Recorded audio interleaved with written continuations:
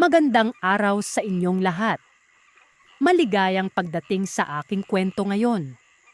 Abangan ang mga kakaibang pangyayari na magpapakilabot sa inyo. Tawagin na lamang po ako sa pangalang Sildo. Sa kasalukuyan ay may edad na ako pero hindi naman din katanda. May babahagi lamang sana akong kwento na siyang masabi itong napakahiwaga tarde ng paligid natin. Patungkol ito sa naging nobyo kong si Rosita. Taga Santander ito, sa may bukid banda. Nadakina na kami sa Dumaguete noong estudyante pa ako. At sa pagkakaalan ako'y second year college ako noon. Magkakalapit lamang kami ng boarding house at badamat kapwa estudyante. Magkaiba naman kami ng eskwelahan. Nasa preparado kasi siya. CVPC pa ang tawag doon sa paaralan ko. Then kasi naging Norsume ito o Negros Oriental State University. Samantalang siya naman ay nasa pinakaman na eskwelahan sa buong Negros. Suliman University. Madalas kami nagkakasabay palabas ng inuupahan naming lugar. Tila ba sinadya ng tadhana na magkaaparehas kami ng schedule. Patunayan, nagkakasabay din kami magkapunan sa isang maliit na karinderya sa harap lamang mismo ng lugar. Bali na sa apartment siya, habang ako naman ay nasa tapat law. Isang paupahan na bed spacer. Napakatahimik niyang babae. Yun ang unang pagkakakilala ko sa kanya. Hindi ito halos nagsasalita dahil kasama pa rin ko ang kapwang namumupahan sa park lot na yun. Na hindi ko nakita ni minsan o isang beses na nakisa na muha. Ibang iba siya pero masasabi kong maganda ito. Maliban pa yan bagamat mahilig magsuot ng saya. Baka sa kanya na may magandang hubog ang kanyang katawan. Habang tumatagal, hindi ko namalayan na unti-unti na pala akong nauhumaling sa kanya. Mantakin niyo, hindi ko pa siya nakikilala, maski nakausap man lamang pero hinahanap-hanap ko siya nun. Kulaga, siguro crush yung tawag doon. Siya lamang ang inaabangan ko lagi. Nakikita ko naman ang silig niya mula sa inuupahan kong bahay. Marahil ay wala siyang idea na gustong-gusto ko siya na. Hanggang sa dumating sa puntong hindi na ako mapaali. May isip ko siya panagi. Siguro naman may nakaka-relate dito, diba? Tama ba? Nakadanas na ba kayo ng pag-ibig sa hindi niyo kikilalang tao? Tapos ay kinapanaw niyo ang sarili niyo sa kanya sa kasalukuyan kapag tayo ang nagtatuluyan. Maordenan. Balik tayo sa kwento. Dahil na rin sa bugso ng damdamin, pinili kong makipagkilala sa kanya. Para akong balunan, inaantay ko siyang luwabas ng kanyang inuupahan. Sumakto pa namang Biyernes tapos may 20 minuto lamang ang pagitan ng aming schedule. Hanggang sa nakita ko na siyang lumabas. Parang sasabog ang dibdib ko nan. Hindi ko anamang gagawin. Nung una, kursunada ako tas na makita ko na siya ay nagbago ang isip ko nan. Para bang binabaid ako ng pagkahiya. Sumunod ako sa kanya. Binitisan ko ang lakad para masabayan ko ito. Tapos naman sa likuran na ako, ibinati ko agad siya ng magandang araw. Tumingin lamang siya sa akin at tunipinan.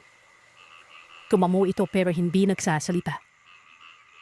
Dahil na rin sa tindi ng pagnanais kong makilala siya, sinadya ko na doon bikitan ng dalaga.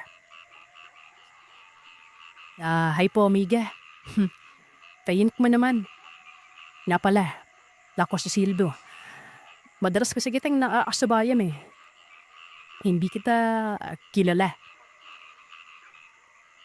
Dahil sa simpleng pagpapapinala ko, doon nagkaroon ng mitya ang lahat. Para bang nasindihang kanbila at nagtuloy-tuloy na ang usapan nun. Nagpakilala din siya sa akin sa palanang Rosita. Doon ay nalaman ko na nursing student ito. Nung makaraping sa kanto, maghiwalay na kami ng landas pero syempre hindi natapos doon. Kinabukasan hanggang sa mga sumunod na araw, napapadalas na ang pag-uusap namin. May mga pagkakataon na inaantay niya akong lumabas. Naging masaya ako dahil parang unti-unti na siyang napapalapit sa akin nun. Siyempre alam ko yun dahil lalaki ako at malalaman ko ang emosyon ng isang babae kung walang interes. Hindi naman sa pagmamayabang pero may nakarelasyon din ako kaso nga lang na ibang-iba ito kumpara doon. Hanggang sa umabot na sa punto na inaya ko siya ng pamamasyal. Buglasan noon at pumayad naman siya. Doon din sa pamamasyal na yun, nagtapat ako sa kanya. Noong una, bilang nagulat pa si Rosita. Hindi niya umano inaasahan na abot sa puntong liligawan ko siya. Akala niya kasi pakikipagkaibigan lamang ang sadya ko. Dulit panlabi kami nagkakasabayan. Tinipin na niya ako sa malamata. Hindi ko alam kung totoo ba ang nakikita ko nun. Basta, habang nakapipid ako sa kanyang malamata, bigla na lamang nag-iba ang kulay. Oo, Sir Seth. Lag-iba ang kulay na parang berbe na may halong bilaw nun. Ewan ko kung tama lamang ba yun ng liwanag mula sa mga nakaparadang booth. Nakasuot na siya ng salamin. Kaya inisip ko noon na repetition lang. Nawala din naman kaagad yun. Hanggang sa doon na lamang ang pagkagulat ko nang hawakan niya ako sa kamay at inilapik pa ang kanyang mukha sa akin. May tumayo, Sir Seth. Lahat ng balahibo ko sa katawan. Meksitayuan. Amoy na amoy ko ang pabango niya. Wari bang sampagita, nakakabighani. Ang totoo, kahit kinaklento ko ito ngayon ay naaalala ko ang pangyayari yon. Umigpin ang aking pagdadalaki. Kinikilig ako. Matagal niya akong titigan bago siya nag-uwi ka ng tapat niya. Totoo lang yung sinasabi mo. Hindi ka man din yaminon. Siya sige, hindi pa man din ako nagkakaroon ng nobyo. Ahayaan ko muna yung sarili ko. Hindi pa naman siguro tayo ang magkakatuluyan, ano? Marami pang pagkakataon at maraming mangyayari, tama? Pero susubukan kong ibigay ang pag-ibig ko sa'yo. Oo, sinasabi kita. Hindi ko inaasahan yan. Akala ko'y pag-iisipan niya muna. Ganyan naman lagi ang sinasagot ng mga babae. Pagkatapos mong umamin sa kung ano nararamdaman mo, diba? Pag-iisipan. Pero siya, ora mismo ay sinagot niya ako. Hindi ako magkamayo sa sobrang tuwa. Kahit napakaraming tao noon ay sumidaw ako at sinabi kong nobyo ko na ang babae. Sinabihan pa ako ng ilang nakakita na baliw umano ako. Hinayaan ko na. Nahiya na namang si Rosita. Doon ko na naman nabibo pa na ito.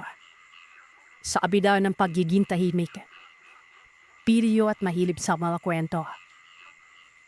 Siguro ay nagbukas law ang kanyang simpatsya nung maging magnobya kami. At naging kampanpi lamang din siya sa akin nun. Makalipas ang ilang buwan, bakasyon nun, pinili kong hindi manapili sa amin. Gusto kong mabakasyon kasama niya. Hindi pumayag si Rosita at makauman ng pagalitan siya ng kanyang mga magulang at kapatid nun. Pero giniit ko noon na kung totoo man ang pag-ibig niya sa akin ay papayag siya. Kung anong gusto kong mangyari. Total, pagpunta binamarito sa lugar nila. Iniisip ko noon na siya ang makakatuluyan ko.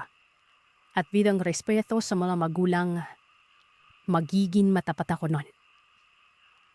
Tiyablaping kasi siya noon at kaya alam ko sa sarili ko na maaaring hindi madadalit ang kanyang pamilya sa oras na magpakita ako. Seryoso naman ako at kaya kong harapin ang lahat alang-alang lamang sa kanya. Pumayag ito pero may kondisyon. Ang mga magulang umano ni Rosita Tahimik din at may mga kinikilos ito na maaaring hindi ko magustuhan. Maliban pa diyan, napakarami pa niyang binanggit na kondisyon. Hindi ko na maalala ang lahat gawa ng napakarami talaga. Pero sa pagkakaintindi ko, parang nagbibigay siya ng mga babala. Tinanong ko naman si Rosita kung ano ang mga gawain ng kanyang mga magulang gawa ng sa kahulugan pa lamang ng mga salita niya. Hindi umano magugustuhan. Papasok na kaagad sa isip ang negatibo. Malay mo, di ba? Mamamatay tao pala. Ayon sa kanya ay mapamahiin wano ang mga magulang niya, maging ang mga kapatid niya. Kung may gagawin man silang bagay na hindi pamilyar sa akin ay huwag ko na lamang umano pansinin yon. Nang marinig ko yon ay nag-alangan talaga ako. Sinabi ko sa kanya na baka tinatakot niya lamang ako pero mariin niyang pinabulaanan na hindi siya nagsisinungaling. At seryoso ito. Napabuntong hininga ako noon at napaisip ng malalim. Ang matagal ko ng planong sumama sa kanya at magpakilala sa magulang. Tila baga nagdadalo ang isip na ako ng mga sandaling yon. Pero naroon na't kailangan kong panindigan ang mga sinabi ko. Baka kasi mawalan ng tiwala sa akin si Rosita. Pumayag ako sa mga kondisyon na yon. Tutal ay wala din namang mawawala pero talagang kinakabahan ako, Sir Seth. Ewan ko lang kung bakit. Sinabi ko sa kanya kinabukasan na uuwi ako at magpapaalam sa mga magulang ko. Kahit papaano, alam nila kung saan ako naroroon sa bakasyon. 1 linggo mahigit lang naman uuwi na ako nun. Pumayag naman ang mga magulang ko. At ayun nga, pagsapit ng Sabado ay sumama ako kay Rosita. Sa Cebu ang Santander, kaya kinakailangan pa naming tumawid ng dagat nun. Ako nang gumastos sa biyahe. Wala pang fast craft nun. Malaking bangka ang sinakyan namin o yung tinatawag na pump boat. Doon ko pala maranasan na makatawid ng dagat. Masaya na may halong kaba. Si Rosita ng mga sandaling nasa laot kami. Napakaseryoso niya. Ang layo ng tingin at halatang balisa nun. Hilawakan ko ang kanyang kamay at sinabi kong may problema ba? Pero umiling lamang si Rosita at ngumiti sa akin nun. Nang makarabing kami sa baybayin, akala ko noon na isang sakayan lamang ng pasaherong bus. Makakarating kaagad kami sa kanila pero hindi pala. Matapos makarating ang bus sa Santander, sumakay pa kami ng habal. Tapos sa pagkababa ng habal, naglakad pa kami ng halos 1.5 oras. Sabi ko sa sarili ko noon, ang layo naman ng tirahan nila. At kung iisipin yung mga nakatira sa lugar ay hindi naman mataas ang angkas na pamumuhay. Ibig sabihin, magsasaka lahat ng nakatira. At mahirap mag-aral sa isang unibersidad kagaya ng Siliman kung ganoon ang pamumuhay. Hindi naman sa pagmamaliit pero nakapagtataka lang. Kung ikinukumpara ko kasi kay Rosita, nasa mahal na paaralan nag-aaral pero nasa ganong lugar nakatira. Idagdag pa dyan ang daan na halos mahilo na ako dahil sa lalim ng bangin. Pababa kami at kitang-kita ko ang kabuuan ng lugar nun. Hindi ako mapakali sa mga sandaling yon. Unti-unting namumuo sa isip ko ang pagiging misteryosa ni Rosita. Hanggang sa sinabi niyang malapit na umano kami. Tinuro niya pa ang lugar at dito ay napanganga na lamang ako. Paano ba naman kasi? Gubat ang tinuturo niyang lugar. Wala man lamang bubungan akong nakita na isang indikasyon na may bahay-bahay nun. Makapal na kakahuyan lamang na siya namang mas lalong nagpataka sa akin. Nang makababa na kami, naglakad pa ng mga 20 minuto bago masilayan ang bahay nila. Hindi ako nakapagsalita nang ituro niyang isang bahay na malaki at makikitang tila moderno yon. 2 palapag yon. Tapos ay may beranda sa may itaas. Ang buong lugar ay nabalot ng nagagandahang mga tanim na bulaklak. Pero ni isa doon ay wala akong idea kung ano dahil doon ko pa lamang nakita ang mga halamang yon. Sumundo lamang ako kay Rosita. Nanatili siyang tahimik at panay ito ng lingon sa paligid. Wari bang may mga nakikita mga tao. Kumikindat pa ito habang naglalakad. Tapos ay inaangat ang kamay sa banyitinon. Nakakabaliw isipin ng tagpong yon. Hanggang sa makarating kami sa bahay nila. Nakita ko ang loob. Hindi ako makapaniwalang kompleto ng kagamitan. Napapatanong ako sa isip ko noon. Kung nakabili man sila ng ganitong mga bagay, saan naman kaya dinadinaan? Lalo na mga muebles na ubod ng ganda. Idagdag pa dyan ang napakalaking aparador na mukhang mamahalin. Nagpalinga-linga ako sa paligid at baka napangunahan lamang ako ng panghuhusga. Pero wala talaga. Walang daanang iba maliban na lamang sa landas na tinahak namin na napakasukal nun. Wala ding ibang bahay doon bukod sa namumukod tanging napakagandang bahay nila Rosita. Animoy may mga katulong o katiwala pa ito. Napakalinis ng lugar. Wala akong nakitang mga tuyong dahon mula sa mga puno na nagkalat sa paligid. As in, literal na napangalagaan ng maayos maging ang mga tanim nun. Ano bang hinahantay mo? Pasok na sa loob. Hindi pa pala dumadating sina nanay at tatay. Ang naririto lang ang ate ko. Wika ni Rosita. Tumugon ako pero bago pa mangyari yon. Hinubad ko muna ang aking sapatos sa kadahilan ng nakakahiyang isipin na itatapak ko lamang sa sahig nila na malaginto sa kintab nun. Habang nangyayari ito, nakarinig ako ng malumanay na boses. Galing ito sa isang babae. Pag-angat ko ng ulo ay nakakita ko ng matangkad na babae. Nakatalikod at abala ito sa paglilinis ng hagdan. Pagharap nito sa akin, sobrang nagulat ako gawa ng ubod ng ganda yung babaeng yan. Napakaganda. Magkahawig sila ni Rosita pero mas angat ang kagandahan nito. Si Rosita kasi ay nakakubli sa salamin ng kagandahan. May suot kasi itong salamin pero kapag tinanggal ay mamamangha ka na lamang sa kagandahan din ni Rosita. Ayon ng babae, hindi ko na daw sana hinubad pa ang sapatos ko nun. Ayos lamang umano na ipasok ko ang sapatos sa bahay. Sabay baling nito kay Rosita at tinanong kung kaibigan lamang ba ako o nobyo.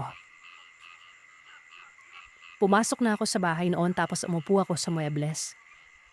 Hiyang-hiya ako dahil nakikita kong tila ayaw umamin ni Rosita sa tanong ng babae.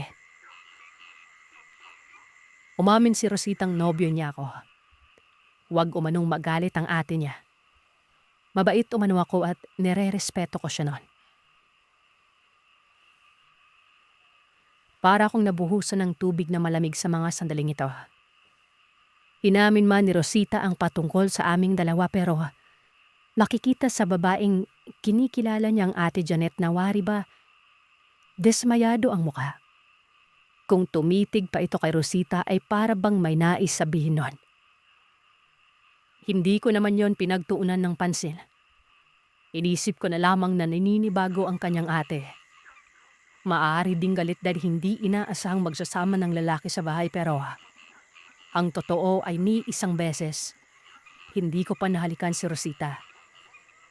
Hanggang pisngi lang. Sa madaling salita ay wala pang nangyari sa aming dalawa. Ito ay dahil sa tindi ng respeto ko sa kanya. Gusto kong gawin yon kapag nagkatuluyan nga kami. Kinuha ni Rosita ang aking mga gamit. Dinala niya ito sa isang silid na nasa ibaba. Ang sabi niya sa akin ay yun daw ang gagamitin kong kwarto habang nagbabakasyon ako sa kanila. Malapad ang loob ng bahay. Nasabi ko naman na kumpleto sa kagamitan. Malawak ang sala at hanggang kusina ito. May malaantigong lamesa doon na ubod ng laki. Sa gilid ng pinto, may hagdan paakyat. Napakaganda ng hagdan. Para bang may mga tipak ng ginto ang bawat baitang ito. Kumikinang yon. Tapos ay may aranya silang umiikot-ikot sa kisame na para bang mga diamante. Bagamat nakaramdam ako ng misteryo, namangha ako sa lugar. Ang ganitong bahay ay nabibilang lang sa may mataas na antas na buhay. O hindi kaya higit pa. Umakyat sa itaas si Rosita. Samantala'y lumapit naman si Ate Janet at tumabi sa akin nun. Nginitian ko ito pero hindi man lamang gumanti ng ngiti. Napakaseryoso ng mukha at tinititigan ako maigi sa mata. Sildo, tama? Sigurado ka bang mahal mo ang kapatid ko? Talong nito. Tumango lamang ako tapos muling ngumiti nun.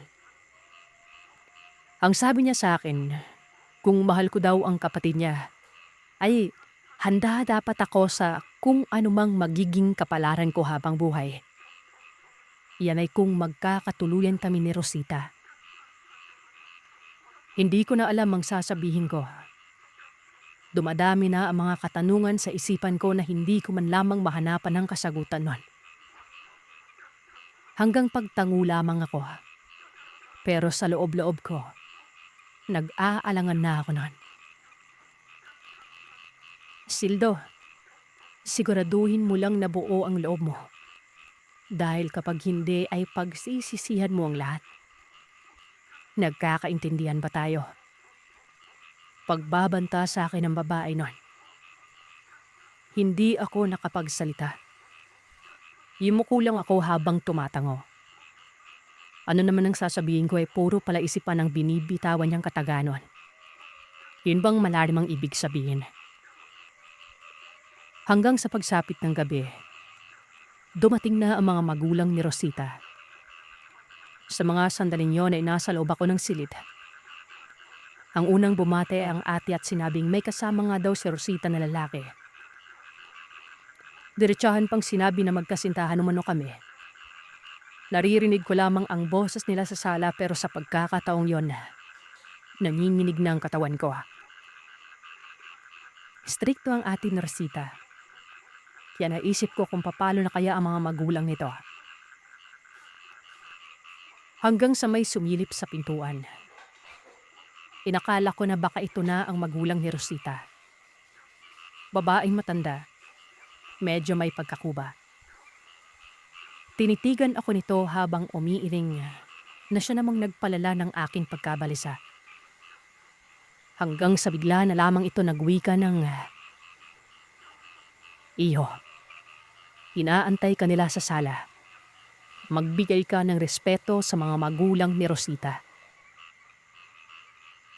Natulala ako. Hindi nakagalaw at nabalot ng pagtataka. Karagdagang katanungan na naman ang bumungad sa akin nun.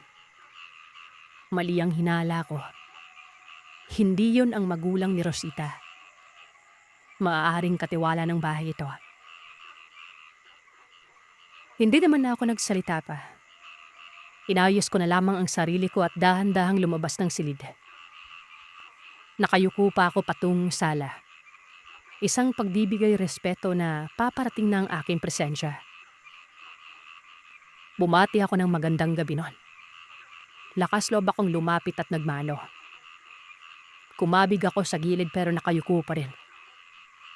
Diba, ganun naman talaga ang pagbibigay galang. Lalo na sa mga taong alam mo namang masiselan. Ginawa ko yun at tinantay ko silang magsalita. Hindi ko pa nga nakita ng malinaw ang mga mukha ng magulang ni Rosita. Iyo Sildo, tama. Ayos ka lang ba? Pag mong sobra ng pagbibigay respeto. Normal lang na parang wala. Medyo Natatawa tuloy ako sa'yo. Umupo ka iyo. Wika ng isang lalaki. Tatay ito ni Rosita. Pag-angat ko ng aking paningin, nakita kong nakangiti ito sa akin at tinatapik pa ang muebles kung saan ako pa uupuin. Umupo naman ako noon tapos ginala ko ang aking paningin sa kung sinong naroroon sa sala. Si Rosita, si Ate Janet at 3 pa. Hindi ko na nakita yung babaeng bumungad sa akin doon sa may silid. Hanggang sa nagpakilala ang mga ito. Tama ang hinala ko. Tatay nga ni Rosita ang unang nagsalita nun. Casual lamang ang kasuotan na wari ba isang hamak na tao pero ang mga katabi nito ay parang mayayaman. Hamin ang pangalan ko, iho. Ito naman ang asawa ko na si Esmeralda. Ang nanay nilang magkapatid. Yang lalaki sa tapat mo ay pinakapanganay ko yan. Simon ang pangalan. Ang nanay ni Rosita, doon na pa ako ang atensyon ko. Alam niyo ba kung bakit? Napakaganda nito. Sobrang ganda at ang puti-puti pa. Hindi sa nabighani ako pero hindi maiwasan na humanga ako sa ganong kutis. Buong buhay ko ay doon pa lamang ako nakakita ng ubod na gandang babae. Medyo may edad na pero litaw na litaw ang kagandahan nun. Yung mukha ay parang manika. Tapos ay halong berde at asulang kulay ng mga mata na yon. Maganda pa ito sa pinakamagandang banyagang nakita ko nun. Habang yung lalaki naman na nagngangalang Simon, kahawig ng tatay ni Rosita. Magsintulad ang balat pero gaya nilang magkapatid. Maganda din ang itsura. Marami kaming pinag-usapan. Nagpapakilanlan ng angkan pero hindi ko narinig ang angkan ng nanay ni Rosita. Panay ngiti lamang ito at hindi nagsasalita. Hindi din binabanggit ni Tatay Hamen ang patungkol sa asawa. Sa halip, patungkol lamang sa kamag-anak sa panig ni Tatay Hamen nun. Pero hindi ko na pinagtuunan ng pansin yon. Ang importante ay maayos naman pala makitungo ang tatay. Ito lang kasi talaga ang kinatatakutan ko. Ang padre de pamilya. Matapos makapag-usap, nagtakita uli yung babaeng parang katiwala ng bahay. Nagaya na ito ng hapunan. Tinapik naman ng tatay ni Rosita ang balikat ko at inaaya ako nitong kumain. Sino ba naman ang tatanggi?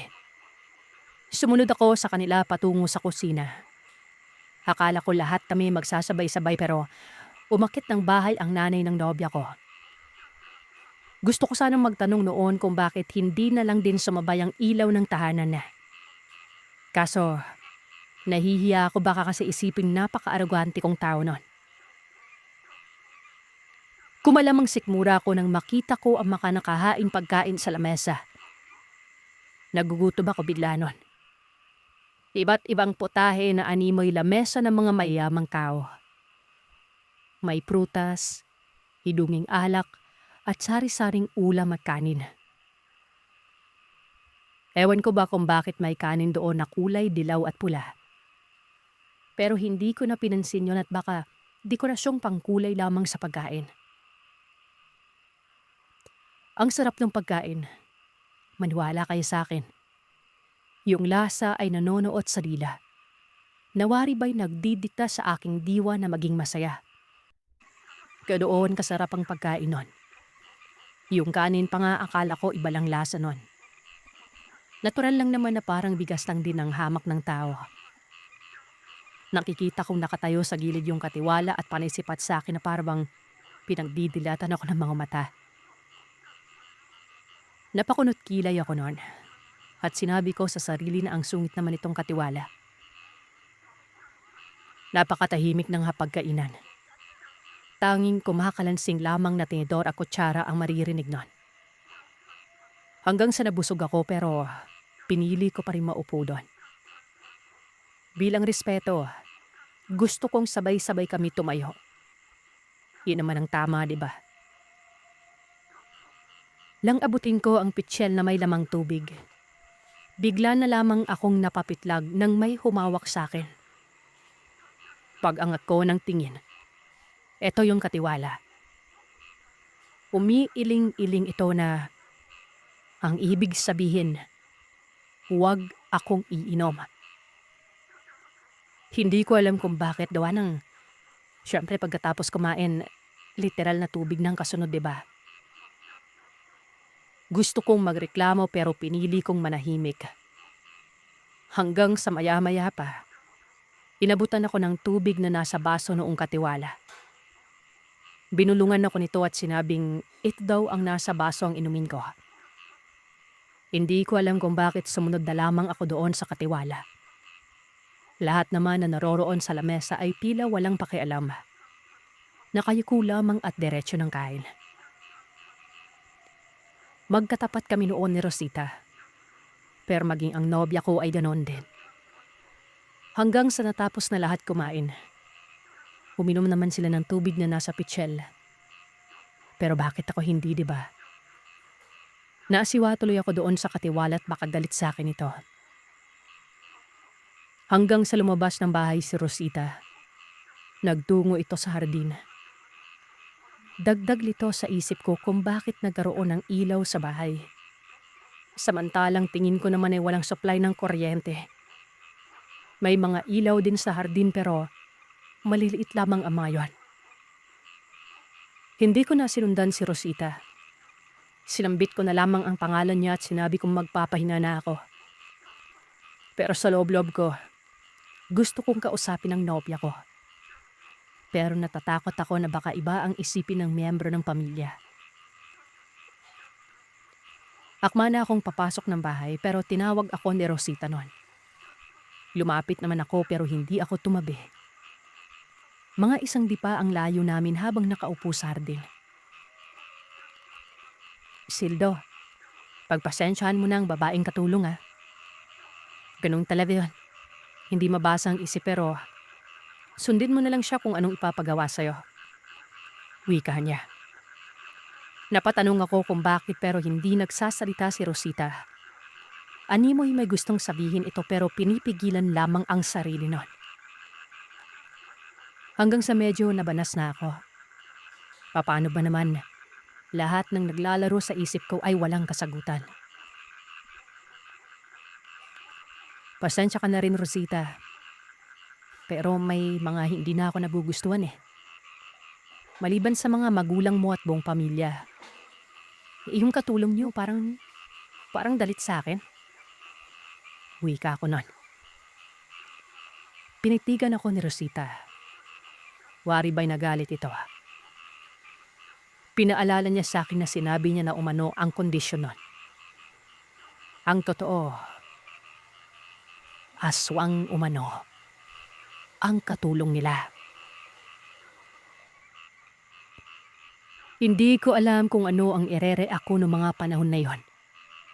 Ganoon na lamang ang panlalaki ng mga mata ko. Yung katulong nila, aswang? Napapaisip ako noon kung paano nangyari yon. May aswang silang kasambahay. May tao bang matinong tatanggap ng isang aswang na ganon? Pero sa kabila ng pagkabagabag ay hindi ko na sinabi ang saloobin ko. Sa halip ay pinapakita ko lang kay Rosita na takot ako. Walang ano-ano ay muling nagsalita si Rosita na siyang nagbigay ng kasagutan sa mga tanong sa isip ko. Halos himatayin ako noon sa kilabot. Ang aswang na kasambahay ay alaga umano ng kanyang nanay Esmeralda. Matagal na nilang kasama at mula pa pagkabata ni Rosita, naroon na ang kasambahay na yon.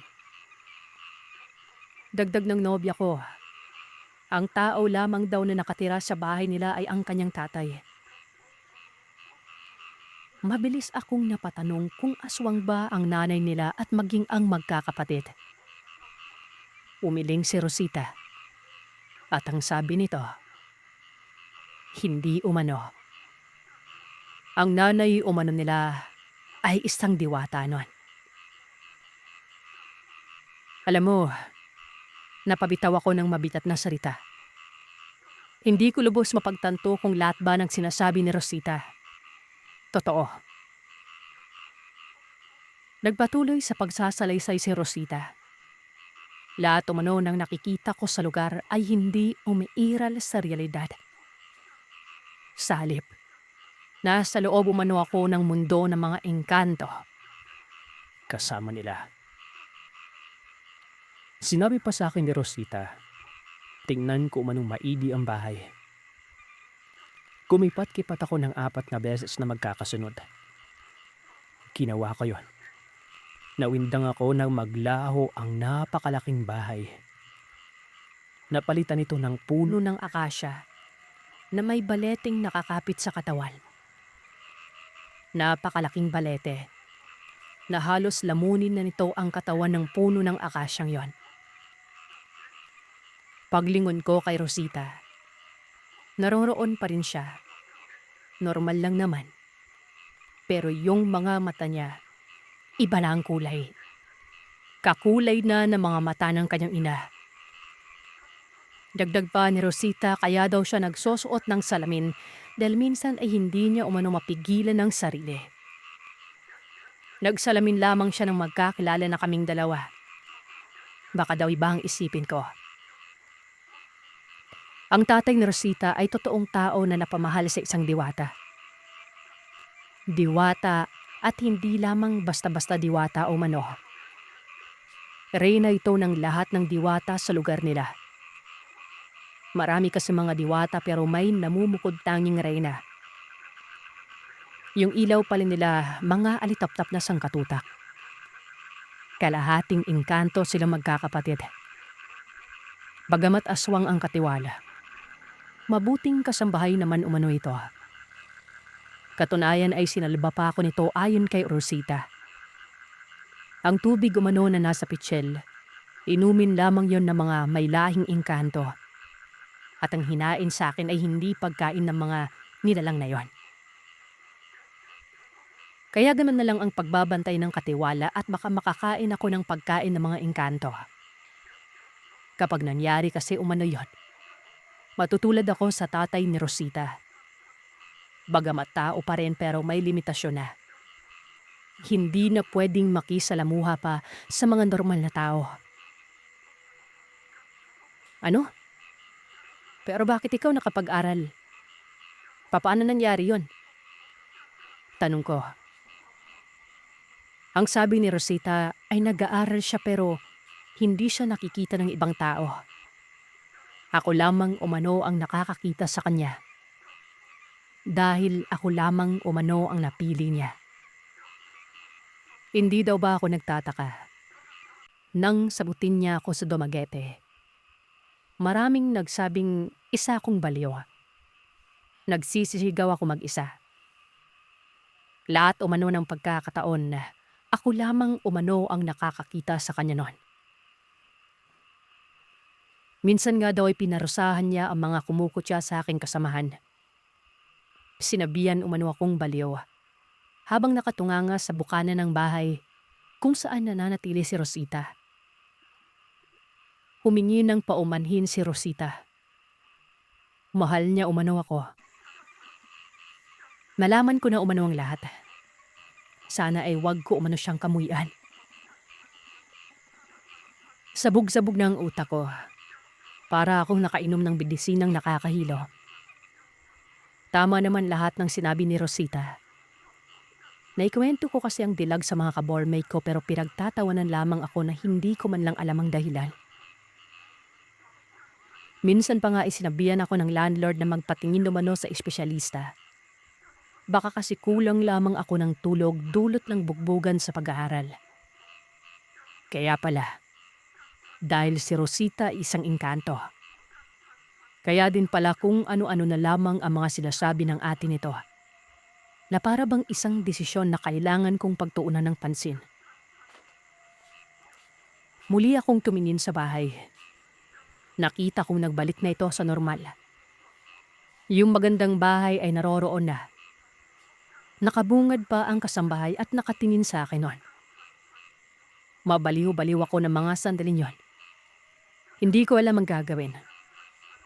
Masaya akong kasama si Rosita at mahal na mahal ko siya, pero ang lahat ay tumaliwas na lamang bigla sa isang buong paliwanag. Patuloy sa pagsasalita si Rosita. Hinawakan niya ang dalawang kamay ko. Nakikita kong lumuluha ang kanyang mga mata. Abot langit ang paghingi niya ng kapatawaran. Bagamat tumaliwas na ang lahat, ay hindi ko maiwasan na maawa sa kanya noon.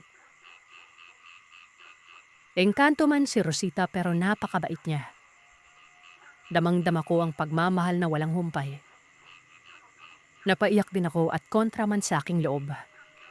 Niyakap ko na mahigpit si Rosita. Sinabi ko sa kanya na mahal ko siya at kahit papaano, mababaon niya ang katagang ito kapag hiniwalayan ko ang aking nobya. Gusto kong umalis sa lugar noon, pero natatakot ako dahil bukod sa gabi na napakasukal pa ng dadaanan ko. Kaya noon ay pinili kong manatili sa lugar. Nilabanan ko ang takot. Pero mariing sinabi sa akin ni Rosita na huwag umano akong mag-alala. Walang mangyayari sa akin. Kasama na umano yon sa kondisyon niya. At bukod pa dyan, kinausap umano ni Rosita ang aswang na kasambahay. Nahadlangan ako sa mga gagawing hindi dapat sa bahay na yon. Pati sa mga pagkain na hindi dapat. Ang sasapitin ko, kapag nagkamali ako ay hindi na ako makakauwi pa. Nakakalungkot ano. Nasaktan ako pero ikaw natakot lang. Natural lang yun dahil nasa magkaibang mundo tayo. Alam kong hahantong sa paghihiwalay at nakahanda ako sa anumang mangyari. Basta pinapaalala ko sa'yo na mahal kita. Saan ka man magtungo, makikita kita. Aalagaan kita, Sildo. Kapalit ng pagturing mo sa akin na parang normal na tao. Matapos noon, tinawag niya si Manang Isay at tinanong kung naayos na daw ba ang higaan ko. Hinila ni Rosita ang kamay ko. Dinala niya ako sa bahay habang nangyari yon. Tinitingnan ko pang landas na tinatahak ko noon. Nang makarating malapit sa pinto, mantakin yung kinakapa-kapa ko pang dingding. Para akong baliw nun. Alam kong katawan na ito ng akasya pero naging dingding na ng bahay. Napapadasal ako noon at sambit ko sa Ama, mahabaging langit, at sana makalabas pa ako matapos pumasok ng bahay na yon. Dala na rin ang matinding pagkatakot at pagkarito. Hinayaan ko na lamang ang sarili na anurin ng paghila ni Rosita. Hanggang sa makarating ako sa silid. Nakikita ko ang higaan na parang ginto. May mga palamuti sa dingding ng mga diamante. Samantalang wala naman ito kanina. Bulong pa sa akin ni Rosita. Kapag pinili ko na daw lumisan sa lugar, ay pwede akong kumuha alinman sa mga palamuti. Sa kondisyong isa lamang sa mga yon ang dadaling ko. Pero mas maganda, kapag tinapos ko ang araw na nakatakda para magbakasyon sa kanila. Dahil parte ito ng mga kondisyon. Hindi daw magagalit ang kanyang mga magulang. Sa halip ay papahintulutan umano ako kung gusto kong manatili o hindi. Kung hindi naman na ihahatid pa ako ni Rosita hanggang Dumaguete. Tangay-tangay ang regalo niyang palamuti sa bahay. Pero Sir Seth, sino ba namang tao ang tatagal sa ganong lugar? Kahit pa, siguro napakatapang na lalaki. Tiyak na mababahag ito sakaling malaman na hindi tao ang mga kasama sa bahay. Nakapagdesisyon kagad ako na hindi ko natatapusin ang mga araw na nakaakda. Pero hindi ko pa sinasabi kay Rosita. Pinili kong ipagpabukas na lamang gawa ng nasa loob ako ng bahay. Bukas kapag nasa labas na ako, nakahanda na ako sa pag-alis kahit pa iwan ko na lamang ang mga kagamitan ko. Makalikas lamang ako sa lugar na yon. Habang nakahiga sa malagintong katre, hindi ako makatulog. Talagang hindi ako mapanatag. May bintana naman sa gilid. Sumilip ako doon. Nawindang ako sa kung anong nasilayan ko sa labas. Mga nilalang na ubod ng pangit ang muka. Ang iba'y nakadungaw sa bintana habang ang ilan naman ay may distansya. Hindi ako gumalaw. Alam ko na sa sarili ko na nasa engkantong lugar ako noon. May isa doon na parang lusaw ang muka pero may mga sungay. May nakita pa akong tikbalang. Tapos ang makatawag pansin doon, yung kalabaw na may katawan ng tao. Ito lang ang napakalaki at maangas ang postura. Humahangos pa yun at nagliliwanag ang mga mata. Sinimplihan ko lang ang kindat. Kahit sobrang takot ako ay binati ko ang mga ito ng simpleng kindat lang para isiping hindi ako natatakot nun.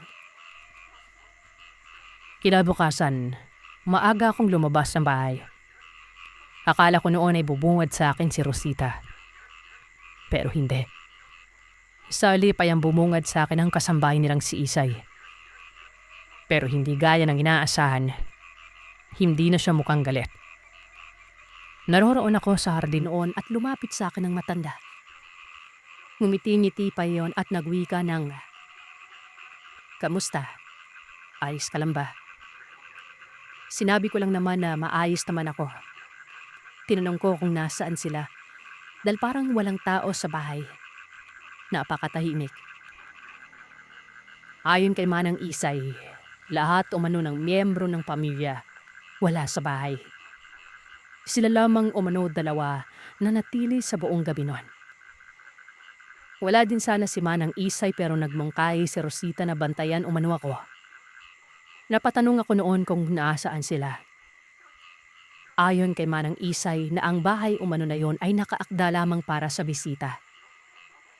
At ang bisitang yon, walang iba kundi ako. Nasa unahan at may isang lugar pa umano doon. Yun ang tinatawag na kaharian. Doon sila nananatili. Dagdag pa nito, ang bahay umano ay likha lamang ni Rosita. Gamit ng abilidad nito bilang engkanto. Hindi pa man umano ako nakakarating sa lugar ay alam na ng kanyang pamilya na may kasamang tao si Rosita. Kaya yung para hindi daw ako maguluhan, ginawan ng paraan ng pamilya. Ito ay nababatay rin sa kung anong mga nakagawian ng isang normal na tao pero hindi ko talaga maiwasang mamangha dahil ang mga engkanto ay likas na mayayaman. Sobrang nakakamangha. Kaya nilang gawin ng kung anong gusto. Talagang mapapansin ang kaibahan sa realidad kontra sa lugar ng mga engkanto. Pagkatapos na umagsalita ni Manang Isay, nagpaalam ako sa kanya na aalis ako. Kahit hindi na magsabi pa kay Rosita basta aalis ako noon. Ngumiti lamang sa akin na matanda. Alam niya na umano ang mangyayari. Dahil yun naman talaga ang gagawin ko matapos malaman ang lahat. Pumasok ng bahay si Manang Isay. Kinuha nito ang mga kagamitan ko. Inabot niya sa akin.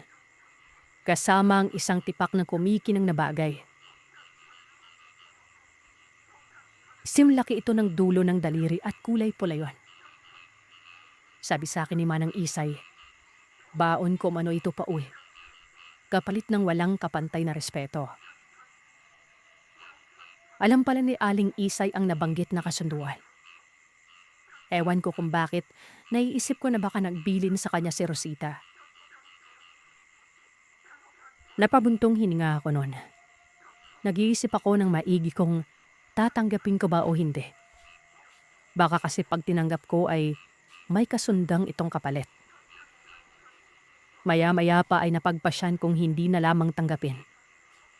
Sinabi ko ito kay Manang Isay. Pero giniit ng matanda na tanggapin ko umano kasi tatanawin ng pagkawalang respeto sa mga engkanto ang pagtanggi. Baka daw imbis na mabuti sa akin, magalit pa. At ang masaklap, parusahan pa ako. Wala akong nagawa kundi tanggapin yon. Pero pagkatapos ng Sir Sep, napakabilis ko. Para akong kwitis na tumatakbo paalis ng lugar. Inihiling ko noon na makarating lamang ako sa kabahayan ay sisigaw ako at iisipin kong nakaligtas na ako. Pero habang tumatakbo ako, narinig ko na lamang bigla ang boses ni Rosita. Tumatawa pa ito at sinabing bakit umano ako tumatakbo. Samantalang pwede naman ako maglakad. Hindi ko pa daw siya hinantay. Ihahatid niya umano ako hanggang Dumaguete. Kung sa bagay, hindi naman kita masisisi, Sildo. Pero yun na, nasabi ko na ang lahat. Maliban sa pagmamahal ko sa'yo ay babantayan kita buong buhay. Kahit hindi man ako ang makatuluyan mo. Ayon sa kanya ay regalo niya umano ang bigay sa akin ni Manang Isay. Pwede ko umanong ibenta at pwede ko ring itago na lamang. Mula sa puso niya umano yon. Humingi siya ng pagsasalamat. Hindi na ako nagsalita pa. Alam kong kayang gawin ng engkanto ang pagbulong pero hindi ko na sinagot yon. Nagpatuloy ako sa pagtakbo hanggang makarating ako sa mga kabahayan. Sumakto namang may habal. Sumakay kaagad ako pababa. Nang makarating ako sa kalsada, dito ko pa lamang naramdaman ang gaan ng loob ko noon.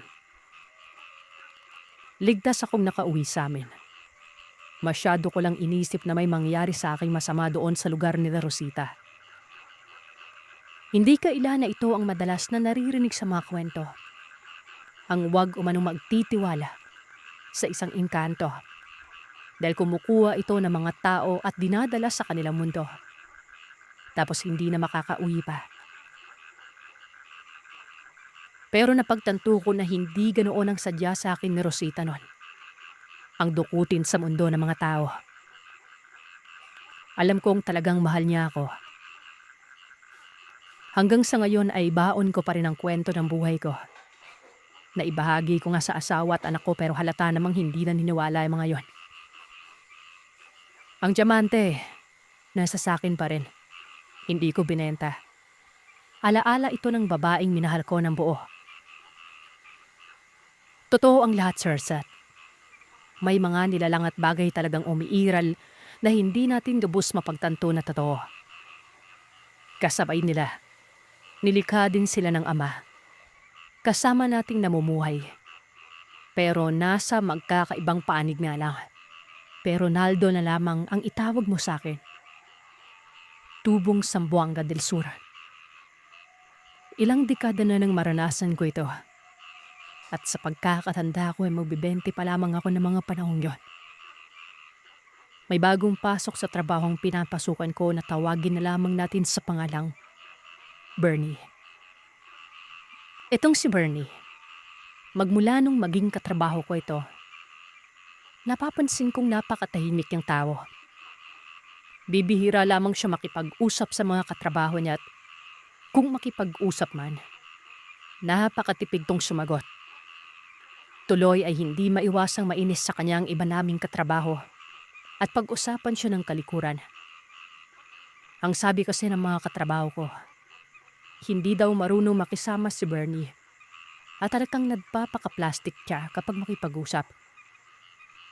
Ang isa rin sa pinakaayaw nila ay iyong hindi niya pagsabay sa amin kumain sa pananghalian. As in, parang may sariling mundong ginagalawan ng katrabaho kong ito. Isang tanghali nga, habang kumakain kami ni Dante ay may sinabi ito sa akin na nagpatindig ng balahibo ko. Ayon sa kanya, nakaraang araw umano ay nakita niyang may kinakaing hilaw na karne. Itong si Bernie na ito. Sa bawat kagat pa nga umano ni Bernie ng karning yon, kumakatas daw na likidong pula. Nandiri at nangilabot daw siya habang pinagmamasdan ng katrabaho namin. Sira na talaga yung utak mo. Tumigil ka dyan sa kakasabi niyan. Kita mong kumakain ako. Kadiri. Saway ko. Ano kadiri ka dyan? Nakakakilabot ka mo. Parang may sa kanibal yung taong yun eh. Kaloka. Anya pang may kasama pang pagbereaksyon na akala mo eh, bilabay. Para mas nangilabot ako sa'yo kaysa sa kinikwento mo. Padhante-dante pa yung pangalan mo.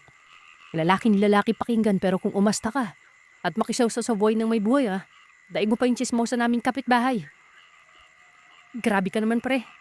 Ikaw ang Analdo yung pangalan mo, tunog babantot. Nakitawan na lamang din ako para matigil na siya sa kakakwento tungkol kay Bernie.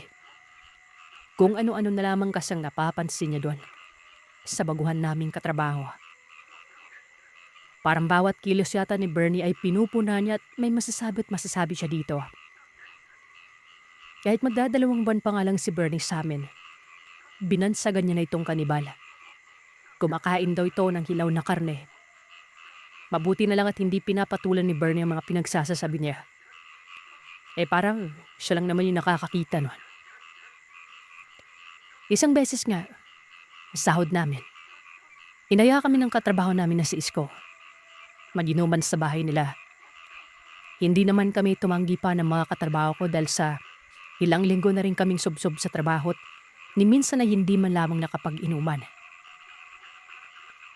Nagkataon din namang wala kaming pasok sa kinabukasan dahil araw ng linggo yon. At sarado ang pinagtatrabawan namin sa araw na yon.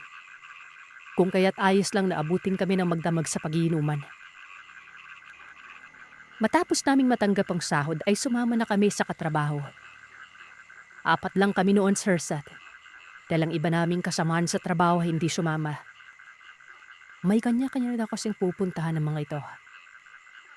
Sumali kami lang ni Dante, Bernie at si Isko ang magiinuman. Tama po kayo. Maski kami ay nagulat kaming dalawa ni Dante nang malaman naming napapayag ni Isko si Bernie na sumamang makipag-inuman. Ang akala ko kasi ay hindi papayag ito oras na ayain na ito ni Isko. Habang papunta pa lamang kami sa lugar ng katrabaho namin, may nadaanan kaming matandang naglalako ng karne. Tinawag ko ito at bumili ako ng karne nang sa ganun may pulutan kami. Manong, bago pa ho ba yung karning nilalako nyo? Abay, oo naman. Bagong-bago yung mga karning ito. Kaya nga ang bilis lang maubos ng mga ito hindi naabot ng 1 kilo tong karne. Aayos lang ba sa inyo yon? Saglit na nagkatinginan kami ng mga katrabaho ko at tinanong kung ayos lamang ba sa kanila yon. Tumango naman si Isko bilang pagsang-ayon. Kaya binayaran ko na kaagad ang karning ito. Matapos iabot sa akin ng matanda ang binili ko ay nagpatuloy na kami sa paglalakad. Mga ilang minuto lang ang nakalipas. May natanaw na naman kaming matandang naglalako nun. Naisip kong baka may karning ibinebenta ang matanda kaya't sinabihan ko silang bibili ulit kami ng karne. Dadagdagan ko lamang ang binili gawa ng alam kong hindi magkakasya yon. Akmang tatawagin ko na sana ang matandang lalaking may bitbit ng bayong para magtanong kung ano ang nilalako niya. Nang sa bigla akong pinigilan ni Bernie at sinabihang sa iba na lamang kami bibili. Mugnas na matanda't mukhang wala naman daw yung binibentang karne. Isa pa, wag daw akong basta-bastang bumili sa mga tao naglalako. Lalo na kung hindi ko naman kakilala. Paano ka naman nakakasigurong walang binibentang karne yung matandang yan Hindi pa nga natin natatanong kung anong nilalako niya. Hindi sumagot ang katrabaho ko. Nauna ito maglakad Kaya nalalabuan talaga ako sa taong yon. Matamang sinundan ko na lamang ng tingin ang matandang naglalako at hindi na tinawag pa. Pero agad na napasinghap ako nang biglang lumingon sa akin ang matanda. At numisi yon. Hindi ko alam pero kinilabutan ako sa pagkakangisi niya. Pakiramdam ko ay tagos hanggang kaluluwa ang mga titig na ipinukol sa akin na matanda. Para mapawi ang kilabot na naramdaman ko ay agaran akong nag-iwas ng tingin at sumunod na sa mga katrabaho ko. Ewan ko ba, pero kung bakit ng mga oras na yon ay sinlod ko ang sinabi ni Bernie at hindi ko man lamang iginiit ang nais ko. Samantalang hindi naman ako ganun sa iba. Ako kasi kapag gustong gusto ko, kumbaga Hindi ako papayag na hindi masunod ang gusto ko nun. Ilang minutong nakalipas habang naglalakad kami papunta kila Isko nun. Meron akong nakitang pusang kulay itim na naglalakad sa kabilang daan na para bang sinasabayan kami. Naagaw yung atensyon ko sa ginagawa niyang pagsunod sa amin noon. Kakaibang pusang ito. Mas mataas sa mga panito sa likurang bahagi. At yung tipong para bang nakatuwa dito kung maglakad. Tapos sobrang napakapayat ng pangangatawan niya na halos butot balat na lang. Habang ang mga mata naman ng pusang yun ay halos lubuan at may mahabang pangil ang nakausli sa bibig niya. Napapailin pa nga ako at natawa sa isyung baka sigbin yon. Pero agad ko rin namang binawi gawa ng wala namang sigbin na anyong pusa, di ba? Ang alam ko kasi, kawangis lamang ng aso ang sigbin. Kaya't imposible ang tumatakbo sa isipan ko noon. Binalingan ko na lamang ang mga katrabaho ko kung napapansin ba nilang pusang may mahabang panon sa likuran. Pero sa tingin ko ay hindi nila napansin ito. Abalang-abala mga ito sa pagkikwentuhan. Nung magsalita sa akin si Bernie, panandali ang naalis ang pansin ko sa pusang sumasabay. At nung ibalik ko ang tingin ko ulit sa pusang yon, wala na ito sa tawid. Sa isip-isip ko, baka sumuot sa damuhan ng pusang ito kaya napakabilis nitong mawala nun. Pagdating namin sa bahay ni Isko ay masaya kaming pinatuloy ng asawa niyang buntis at hinainan ng kamote. Pero pansin ko nun, nasaglit na natigilan ng asawa ni Isko nang magkatitigan silang dalawa ni Bernie. Nasa likuran ko kasi si Bernie, kaya hindi ito masyadong napansin ng asawa ni Isko. Pero noong gumilid ako at nasa tabi ko na ito, doon pa lamang ito napansin ng asawa ng babae. Dapat nagpasabi kang may mga bisita ka palang isasama dito sa bahay natin, Isko. Hindi sana'y nagluto ako ng marami. Wika pa ng asawang buntis ni Isko nun. At humingi ito ng tawad. Kamote lang daw muna ang maihahain niya. Bibilisan niya na lamang umano magluto na makakain para makapag-apunan muna ang lahat nun bago simulan ng pag-iinuman. Pasensya ka na si Raida. Bigla lang kasi yung pag-aya ko sa kanila eh. Wala sa plano. Ganun ba? O, di bale. Asikasawin mo na lang yung mga bisita at magluluto lang kami ni Jocelyn. Sa itsura ng asawa ni Isko noon, para bang malapit na itong mga anak. Habang nagsasalita ito ay napansin kong titig na titig itong si Bernie sa kanya. Lalo na sa parting tiyan. Yun bang tipong aakalain mong may malalim itong iniisip at hindi yun magandang tingnan. Pakiwari ko ay parang may hindi siya magandang gagawin sa buntis na ito. Kakaiba talaga at hindi ko makuha kung bakit ganun siya tumitig. Nahihiwagaan ako sa kanya. Siguro ay nakaramdam si Bernie na nakatingin ako sa kanya noon. Kaya kaagad na binalay niyang tingin niya sa akin. Pabuti na lang at mabilis akong kumilos dahil bago pa man makatingin sa akin ang katrabaho kong yon. Naibaling ko na sa ibang paningin ko. Habang patagal ng patagal kong nakakasama si Bernie, ay parang gusto ko nang paniwalaan ang sinasabi ni Dante sa akin na may kakaibang lihim ang katrabaho namin ito. Kung pagmamastang maigi ko lang ang mga kinikilos ng katrabaho kong ito ay kakaiba talaga. Sa isip-isip ko pa, dapat ay bantayan ko na maigi ang bawat kilos ni Bernie.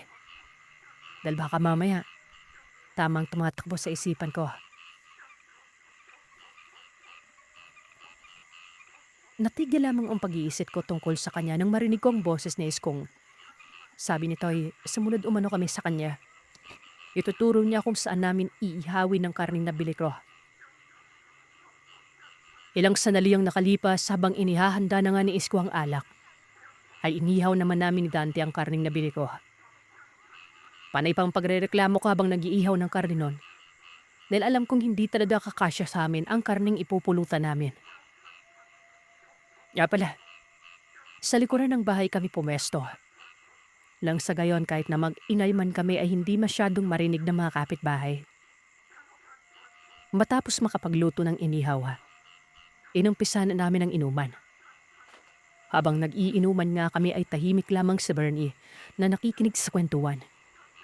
Samantalang kami ay halos hindi na maisarap ang bibig sa kakangaw at kakatawa.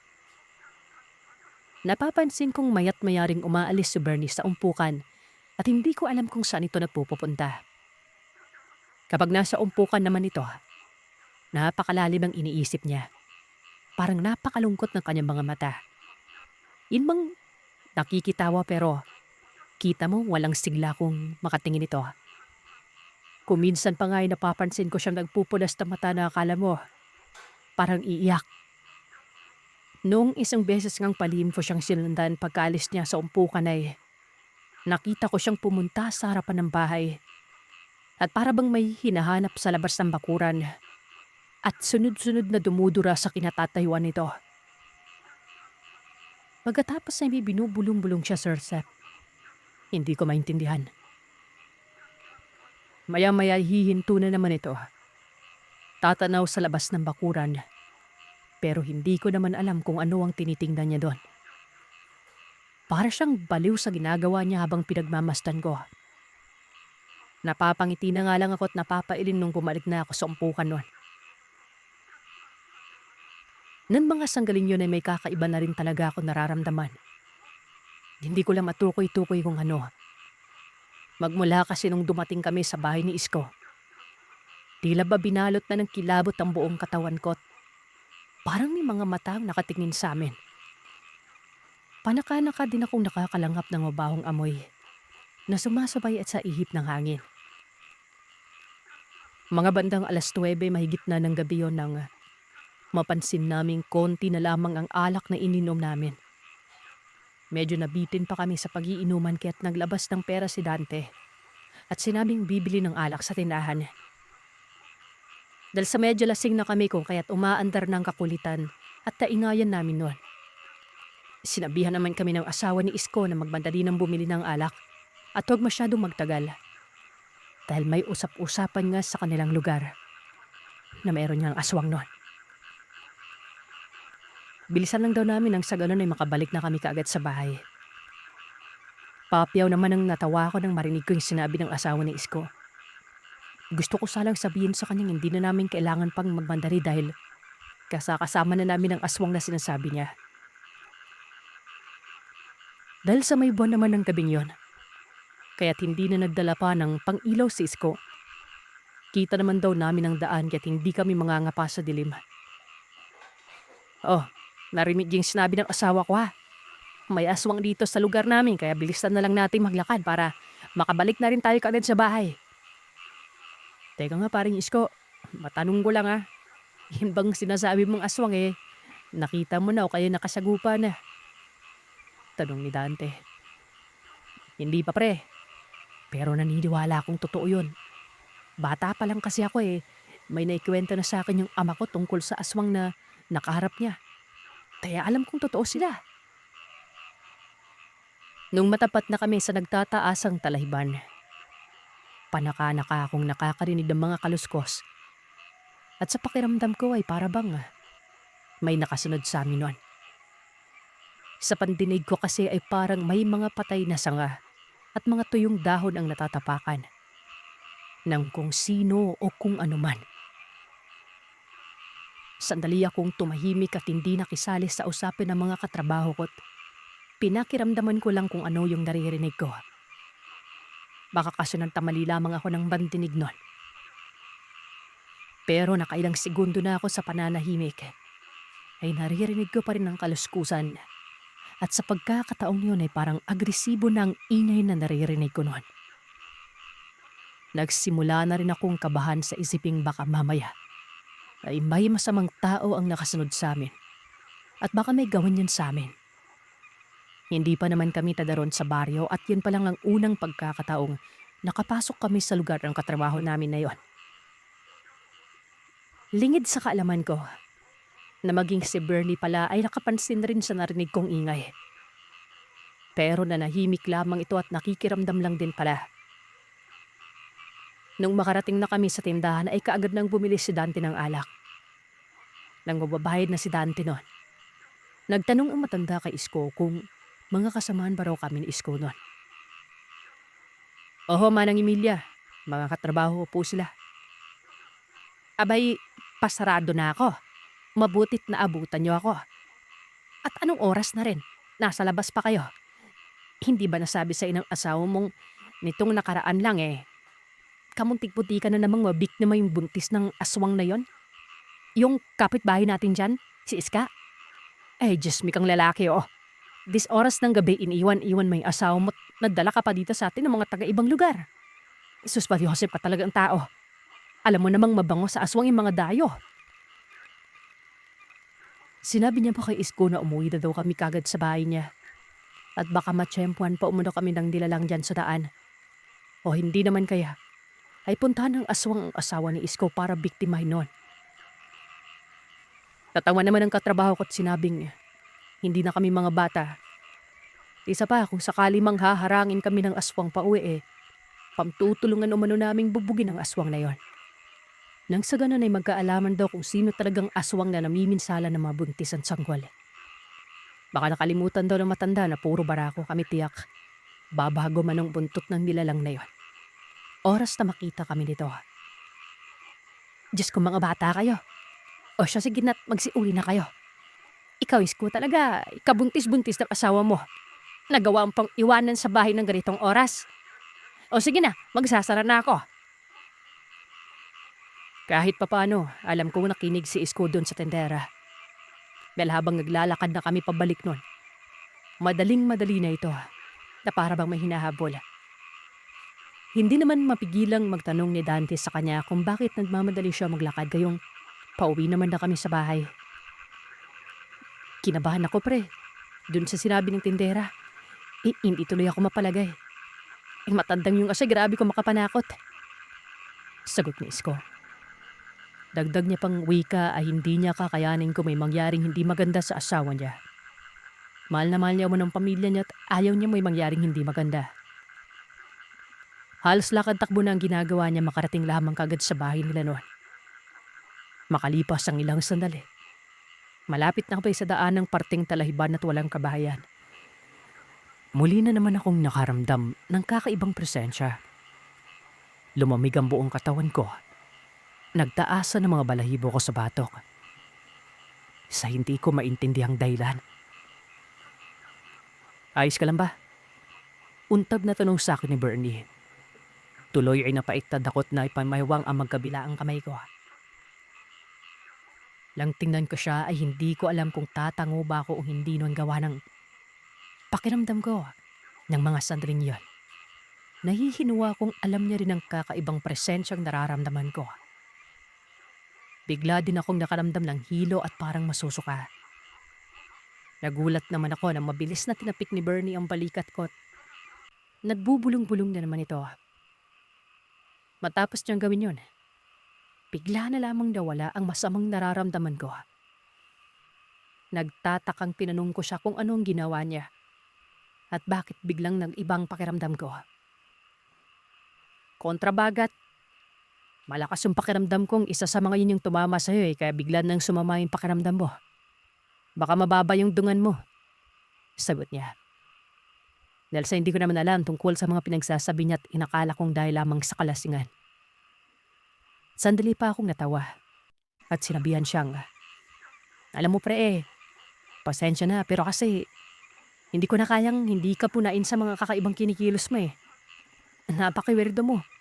Hindi ko alam kung napapansin mo rin ba yung mga ginagawa mo o hindi Tsaka ano ba yung mga pinagsasabi mo bagat-bagat na yan? Ang weirdo. May idudugtong pa sana ako sasabihin. Pero nakita kong sumeryoso ang mukha ni Bernie. At mukhang hindi nga siya nakikipagbiruan. May mga bagay siyang sinabi sa akin tungkol sa aswang. At maging sa mga senyales kung nasa malapit lamang ba ito. May sinabi din siyang pangontra kaya kumunot ang noo ko. Sandali akong huminto sa paglalakad at tumingin ng seryoso kay Bernie noon. Dahil sa noon ko lang napagtantong parang mali yata yung unang naisip ko sa kanya. Na may side ito sa utak, masamang tao, o di kaya may pagkaaswang. Mali man ang ginawa kong pangingialam sa personal na buhay ng katrabaho ko. Tahasan ko na siyang tinanong kung ano ang sikreto niya at bakit parang ang dami niyang alam. Curious lang talaga akong malaman kung ano ang tinatago niyang sikreto. Alam mo, pasensya ka na kung masyado na ako na may personal pero hindi ko lang talaga maintindihan kung bakit ang dami mo alam. Dahil na tungkol sa mga ganyang kababalagan. Pagkatapos kong sabihin yon, dali-dali akong napalinga. Nang makarinig ako ng sunod-sunod na tunog ng pato. Nung una ay malakas pa yon at para bang papunta sa kinaroroonan namin pero maya-maya lang ay napansin kong pahina ng pahina ang naririnig ko. Lumalakas na rin ang hanging humahampas sa mga punong kahoy sa gilid ng daanan. Halos sabay pa kaming dalawa ni Dante na tanong kung ano yung naririnig namin. Bakit parang habang tumatagal ay hindi na tunog ng pato? Parang babae na yung humihikbi na para bang humihingi ng tulong nun. Ano yan? Iyak ba yun ng babae? Tanong ni Dante. Sunod-sunod na umiling si Bernie at sinabing huwag umano kaming magpalinlang sa mga naririnig. Gawa umano ng nilalang ang ingay na naririnig namin nun. At oras na kumagat kami sa bitag at hanapin namin kung saan ang galing ang ingay na yon. Tiyak ay may kalalagyan kami sa kamay nila. Tara na, bilisan niyo na maglakad at subukang huwag pansinin ang ingay na naririnig niyo. Sandali, yung asawa ko. Kailangan ko na makarating kaagad sa bahay at baka kung ano na yung nangyari sa kanya. Huwag kang mag-alala sa asawa mo, tol. May mga ginawa ako doon. May mga binaon ako sa palibot ng bahay mo. Kahit sa bubungan, may binato ako doon. Para hindi malapitan ng aswang at maamoy ng aswang yung pinagbubuntis niya. Saad ni Bernie. Bumagal sa paglalakad si Isko at milingon si Bernie ng may pagtataka. Tinanong niya pa ito kung anong ibig nitong sabihin. Kung anong mga pangontrang nilagay. At sigurado ba umano itong hindi malalapitan ng aswang ang asawa niya. Sasagot na sana si Bernie nang sa walang ano-ano eh. Sabay kaming napatingala nang makarinig na kami ng malakas na huni ng wakwak. Sa pagtingala nga namin ay halos takasan na ako ng kaluluwa nang makita ko ang isang napakalaking ibong aakalain mong may sapanikyang pakpak nun. Klarong-klaro kong nakikitang singlapad ng kumutang pakpak ng ibong ito habang nakalutang. At mayat-mayang ikinukumpas sa mga malalapad na pakpak. Narinig ko namang sumigaw si Bernie na tumakbo na daw kami. Dahil aswang umano ang ibon na lumilipad nun. Aswang? Anong aswang ba yung pinagsasasabi mo? Halos magkanda bulol-bulol kong tanong sa kanya. Hindi ko na alam kung bakit sa dinami-raming pwede kong itanong. Yun pa talaga. Kamantalang kanina pa nga sinasabi sa amin ni Bernie na nararamdaman itong sinusundan nga kami ng aswang. Kaya't maganda na kami. Sigaw na ng sigaw si Bernie na tumakbo lang kami ng matulin at huwag nang subukan pang lumingon. Dahil hindi na kami kayang protektahan lahat. Dahil sa takot ay agaran na kaming kumaripas ng takbo at sumunod sa kanya. Halos hindi na ako magkanda o gaga pa sa kakatakbo at parabang panawan na ako ng ulirat nun. Lalo na noong marinig kong parang nasa likuran ko lamang ang humahabol sa amin. Dalian nyo na! Bilisan nyo nang tumakbo! Huwag na kayong lumingon! Sigaw niya. Maya-maya pa ay narinig ko na lamang ang malakas na sigaw ni Bernie. Hinahamon nito ang nilalang na siya umano ang habulin at huwag kami. Minuran-mura niya pa ang nilalang at sinabihan sila umano ang magtutuos. Narinig ko pang sinabi niyang kilala niya ito at ito ang matandang lalaking naglalako umano na may bitbit na bayong kanina noong papasok pa lamang kami sa baryo. At ito rin ang aswang na nagbalat na yung pusang sumunod sa amin noon. Halos sabay-sabay naman kami napahinto sa pagtakbo nang marinig namin ang sinasabi ni Bernie. Doong lingunin nga namin ito ay ganoon na lamang ang kilabot at takot na nararamdaman. Nang makita naming nakikipagharap na ito sa isang Para bang aso pero halos kasing laki na ng kalabaw. Sunod-sunod na pagmumurang pinakawalan ni Bernie. Nagsalita ito ng mga kung ano-anong kataga na hindi ko maintindihan. Maya't mayang umaangil ng napakalakas ang kanyang kaharap nun. Pagkatapos ay muli na naman siyang susunggaban. Ano pa ginagawa niyo? Tulungan natin si Paling Bernie. Tulungan natin. Untag ko sa dalawa noon. Naganap na nga ako ng kahoy na pwedeng ipanghampas sa aswang. Samantalang si Dante naman ay kaagad na dumakot ng mga maliliit na bato. Sunod-sunod na binabato yan sa nilalang. Na makakita naman ako ng malaki-laking kahoy sa gilid ng daan ay mabilis ko na yung kinuhat patakbong lumapit kay Bernie. Akmang hahambalusin ko na sana ang nilalang pero agaran yung napigilan ng marinig kong malakas na sumigaw ang katrabaho ko't nagwikang huwag ko daw hambalusin yon dahil baka siya pang matamaan ko. Sa pagsigaw nito, inutusan niya kaming magmadali ng tumakbo papunta sa bahay ni Isko at subukang humingi ng tulong sa mga kapitbahay nito. Wala umanong magagawa ang kahoy na bibitko't hindi yun makakatulong. Dalian daw namin hanggat may lakas pa siyang makipagsugupa sa nilalang na yon. Matapos siyang sabihin yun ay saka pa lamang kami natauhan at nagmadali na ngang kumaripos ng takbo pa uwi sa bahay. Makalipas lamang ang ilang minuto, nakarating na kami noon. Kaagad na humingi ng tulong si Isko sa mga kapitbahay nila. Kinuha niya na rin ang itak at wala na ngang patumpik-tumpik pang nagmandali na silang bumalik sa pinangyarihan kasamang ilang mga kalalakihang kapitbahay na may mga kanya-kanyang bitbit na itak noon. Sasama pa sana ako sa kanila pero pinigilan kami ni Isko at sinabihan kaming dalaw ni Dante. Nabantayan na munang asawa niya. Hindi niya mano alam kung anong gagawin oras na isa sa amin ang masaktan ng aswang na yon. Mga bisita niya kami, kaya dapat ay ligtas kaming makakauwi sa kanya-kanyang bahay. Ilang minutong nakalipas ay bumalik na silang may magandang balita.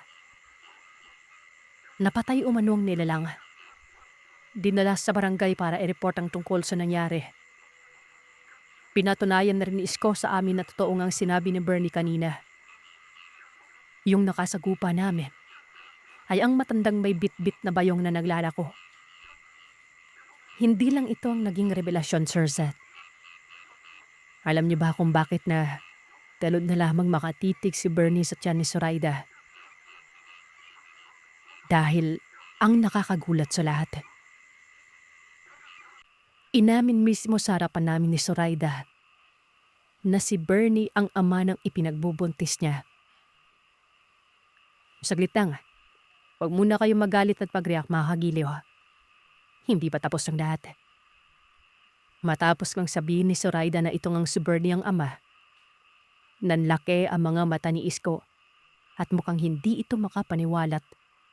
Parang panandalian itong tinakasan ng dugo sa katawan.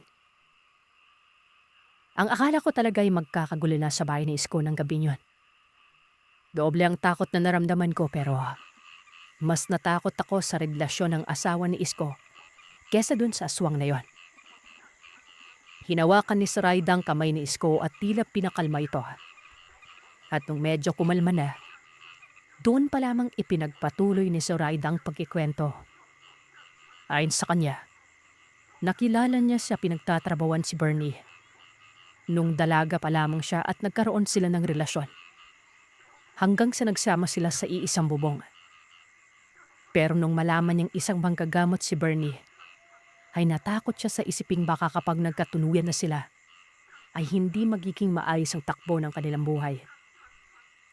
Gaya na lamang ng ibang manggagamot na mas piniling lumayo sa sariling pamilya at mag-isang namumuhay sa paanan ng bundok. Dahil sa ayaw nitong madamay ang pamilya, oras na balikan ito ng mga nakalaban sa panggagamot. Kagahay na lamang ng mga mangkukulam, mambabarang, at iba pang mga masasamang nilalang. Ang gusto niya ay simpleng buhay lamang kahit umalis siya sa lugar na pinagtatrabawan ng walang pasabi ka Bernie. Kumaga, bigla na lamang siyang naglahong parang bula sa piling ng kasintahan niya. Umuwi siya sa lugar na kinalakihan at doon nagsimulang mamuhay. Pero wala pa mang isang buwan noon ay nalaman niyang buntis na siya, na dinadala niya ang anak nilang dalawa ni Bernie noon. Kababata niya si Isko at ito lang ang tanging nakakaalam sa lahat ng mga nangyari sa buhay niya. At noon ngang malaman ni Isko na buntis siya at natatakot siyang maiskandalo sa kanilang baryo, sinabi ni Isko sa kanyang nakahanda itong panagutan ang pinagbubuntis niya. Nung una ayaw niya. Ang kaso, nung malaman ng mga magulang niyang buntis ito, agad-agad na ipinagkasundo silang dalawa at ikinasal sa West, bago pa man pumutok sa kanilang baryong nagdadarang tao siya. Hindi ko alam kung kanino ako maawa. Kay Bernie ba o kay Isko? Dahil sa noong si Bernie nang nagsalita ay sinabi ni Bernie sa amin na ilang buwan niya nang hinahanap si Zoraida. Noon kasi magkasama sila ay walang nabanggit na baryo si Zoraida sa kanya kung saan ito naninira ng pamilya. Basta't ang alam niya lang ay ang kabuuan ng lugar. Kaya ang ginawa niya, habang hinahanap niya ito ay palipat-lipat siya ng trabaho. Hanggang sa yun nga, nagulat na lamang siya nang makita niya itong ipinakilala ni Isko sa amin na asawa. Maluwa-luwa pa si Bernie nung hinarap niya sa Isko at sinabihang hindi siya naroroon para guluhin ang buhay nila. Sapat nang malaman niyang nasa maayos naman palang kalagayan ng babaeng mahal niya. Hindi na siya mag-alala pa. Tulad nung biglaang hindi na pagpapakita sa kanya ni Zoraida. Isa pa, masaya siyang malamang magkakanak na siya kay Zoraida. Yun ang kauna-unahang pinapangarap niya noon. Pero hanggang dun lang. Hanggang pangarap na lamang dahil mapamilya ng binubuo ito. Matutuldukan na rin umano ang ilang buwang paghahanap niya kay Zoraida. Nakiusap si Bernie kay Isko. Lalaki sa lalaki na sana'y alagaan, mahalin at ituring na totoong anak ni Isko ang sanggol na dinadal ni Zoraida. Alam niya magiging maayos at maganda ang kinabukaso ng anak niya. Gawa nang nakikita niya kung gaano kamahal ni Isko si Zoraida. Yun ang ang huling gabing nakita at nakasama namin ang katrabahong si Bernie. Pagkabalik namin sa trabaho, nalaman naming umalis na ito at mukhang bumalik na yata siguro sa kanilang lugar. Tapos na rin naman kasi ang paghahanap niya sa kanyang babaeng minamahal. At alam niyang nasa maayos na kalagayan na ito.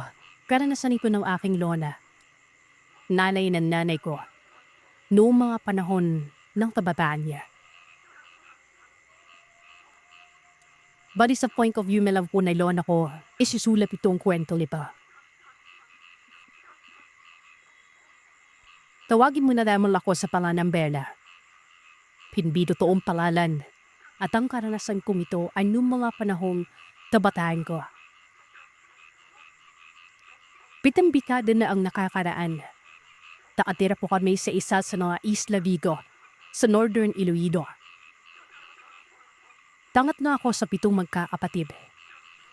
Sa lugar namin, hindi pa uso ang poso na. Sabali sa mga talon kami o sa pinatawag na busay kami kumukuha ng tubig. At doon din kami naglalaba. Isang araw, pumunta ako sa isa sa mga busay para sana magyaba. Pero pagdating ko ay marami ang naglalaba at munipila. Kaya isipan ko po na umupo sa isa sa malaking bato.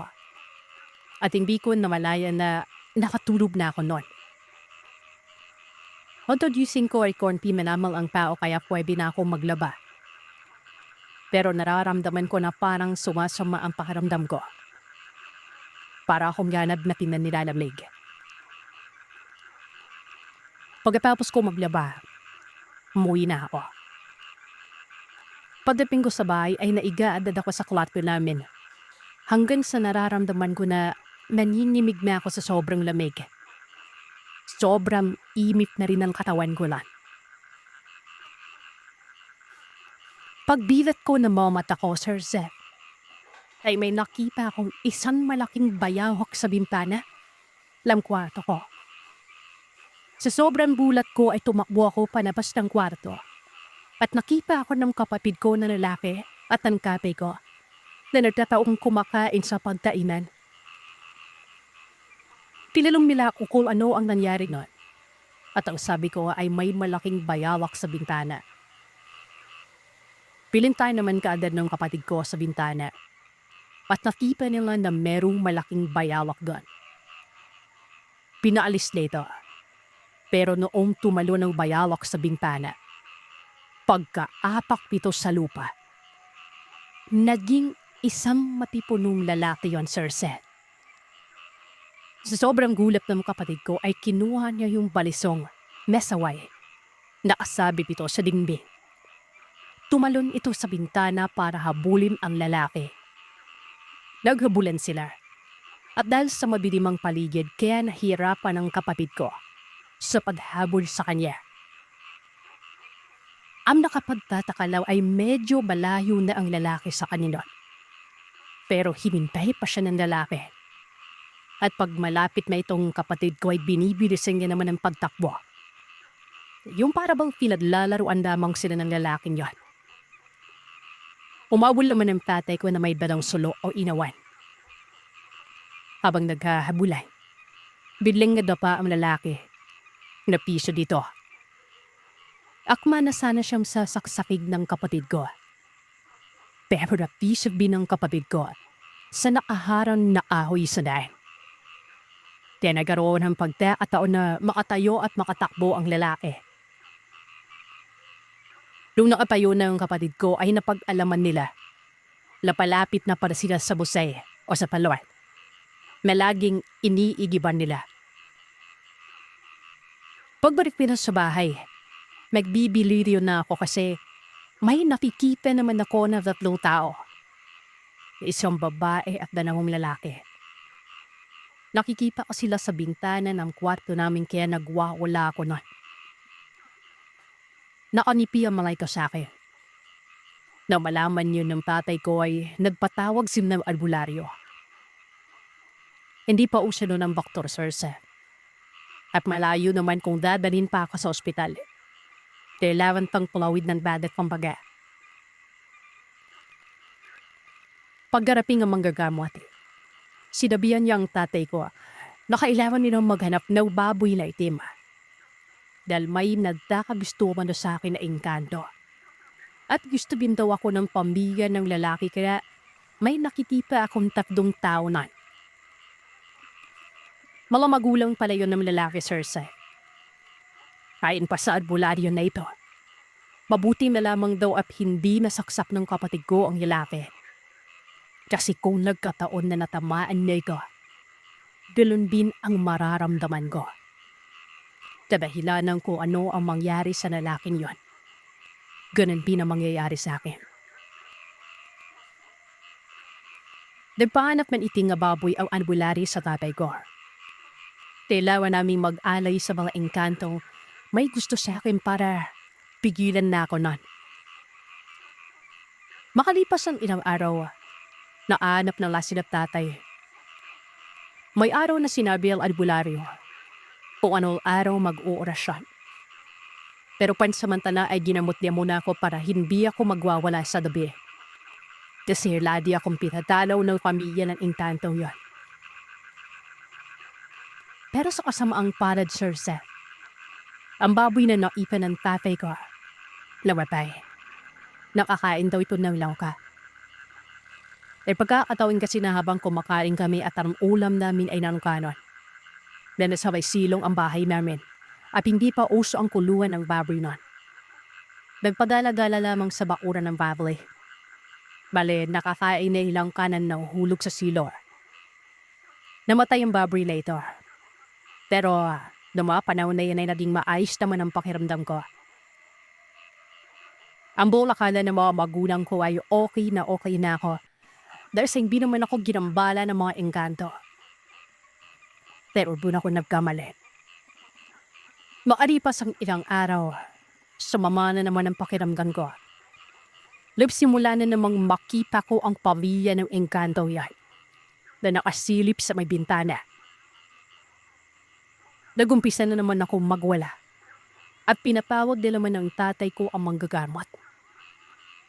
Pinagalipin ng manggagamot ang mga magulang ko kaya sa mismong araw na ilan. Pinahanap sila ng ipin na baboy. Kailangan namin mag-alay sa araw na yon dahil kung hindi, Baka tuluyan na akong makuha ng mga engkanto.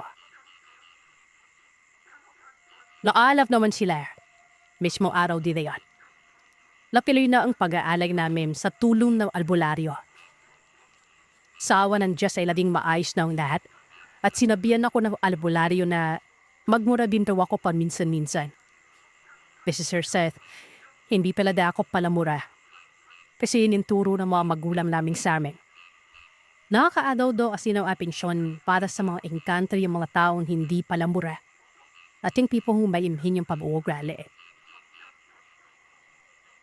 Napagdasintuan ng mga magulang ko na umalis muna ako sa lugar namin para makaiwas. Ba kasi maulit-ulit pa. Sabi-sabi kasi ng mga kaibigan ko na minsan daw ay may nakakasalamuha silang mga engkanto.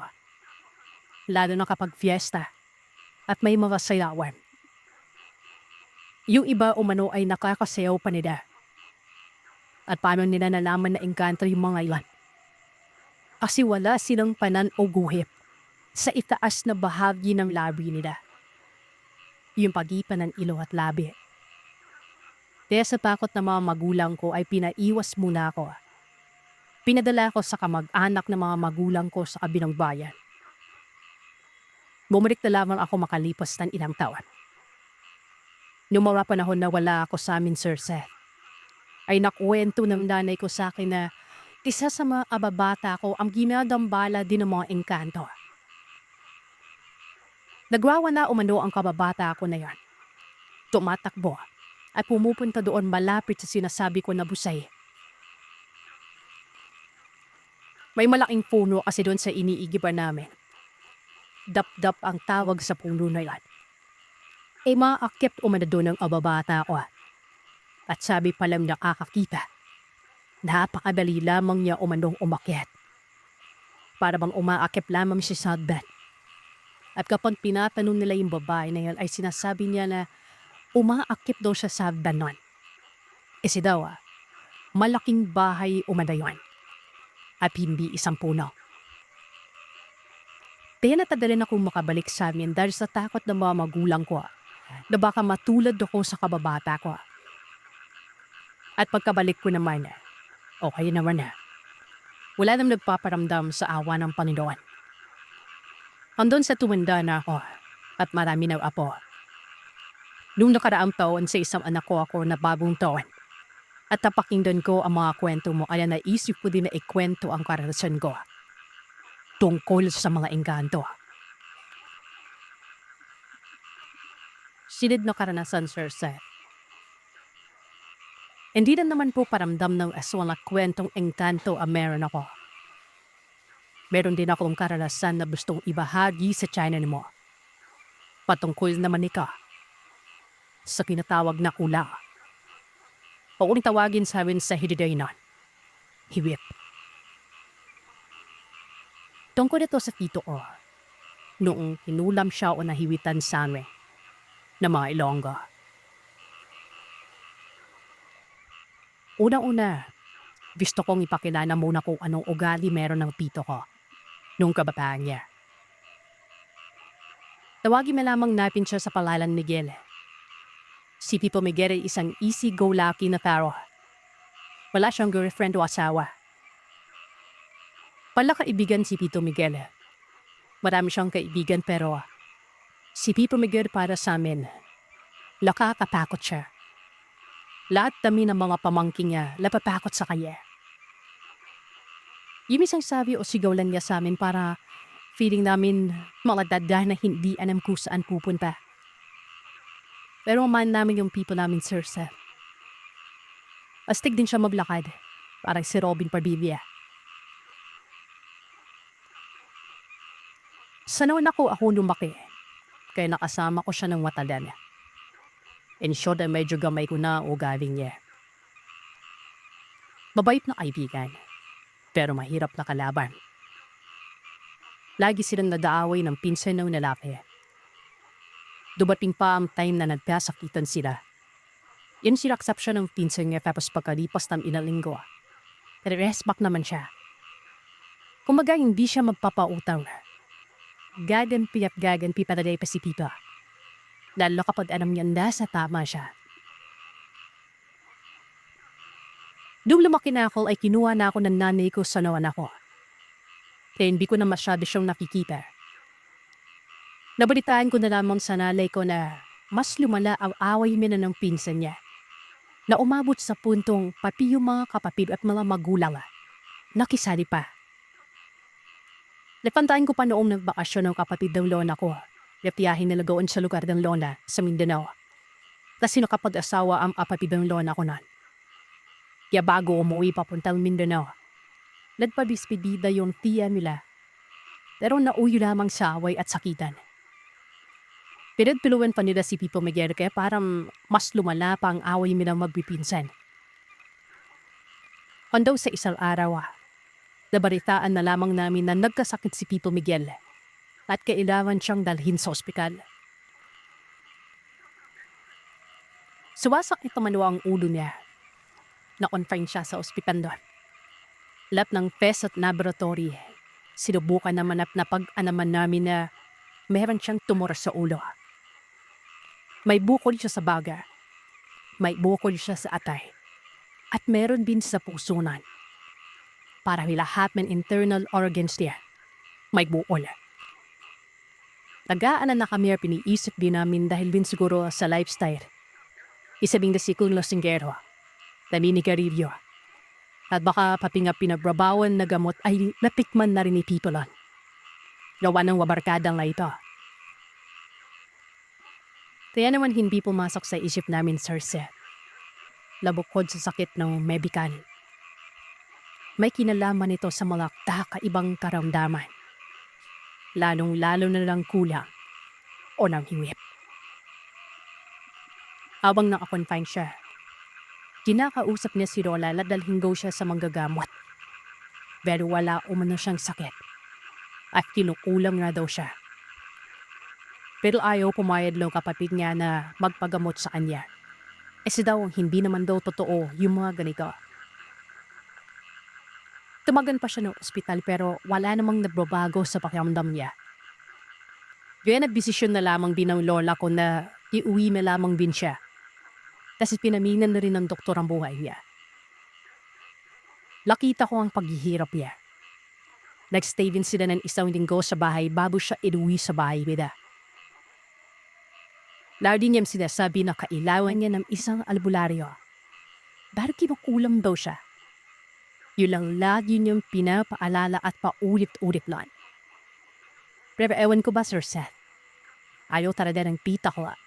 Pero hindi na siya naniniwala. Iba po kasi yung relihiyon namin, Sir Seth. Hindi ko nasasabihin pero isa kami sa mga hindi naniniwala sa mga ganito. Ando sa iyo na. Dahil wala na pero ng choice and decision ang nanay ko at ang isa ko pang tita na tunuyan ng papingnanay ko sa manggagamot. Pero hindi ito ipinaanam sa isa kong pipa kasi maragalit yon. Pumunta sila sa isang albunaryo. Bila-bila ang damit ng pito ko. Pagbapinggan. Pinawas ng manggagamot ang galan din ng damit. Ayon na po ito sa kwento ng nanay ko. Ang ginawa daw ng albularyo ay naglabay siya ng isang towel sa mesa. Pinahiga ang isang bote ng tanduay sa may towel may rat. Tapos sa taas ng bote ay pinatayo niya ang isang iplog. Binasanan niya yun. Damang na ang nanay ko gawa ng tumatayo ang itlog na yun, Sir Seth. Sa mismong taas ng bote na yun. Kaya alam niya naman yun, di ba? Alam niya naman kung nai-imagine niya na hindi naman din kadaling mangyari yan. Pagkatapos nun ay kumuha ng isang pananggana na may tubig ang albularyo. Doon niya binasad ang itlog. Pagkabasad ng itlog ay nakita niya. Sa gitna ng itlog, maliban doon sa dilaw, ay may isa pang bilog doon. Pinigaan ng albularyo iko ng isang halamang gamat na hindi tanda ng nanay ko ang palaran. Pagkapiga ng albularyo ha, may ang lumabas na parang mga pimik-tinik doon na nakatuso. Asin para siyang tarayom na nakatanak doon sa bilog. Men nasa gitna ng itlog. Ang sabi ng albularyo, ay yun ang ginawa nila sa kapatid niyo. Napakaraming tarayom na nakatusok. Kaya pala pag sumakit ang ulo niya ay sumisigaw siya sa sakit nun. At ito pa Sir Seth, sinusumpong lamang si Tito kapag araw ng Martes at Biyernes. Pero wala naman kaming idea noon kasi hindi naman namin alam. At ang akala namin ay dahil lamang sa may tumorito sa utak.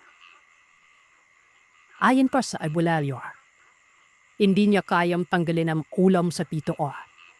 Dahil nakakapik na ito. Kumbaga luto na ang kulang. Kung sana daw, bago dinala sa ospital, ay binaan muna sa kanya.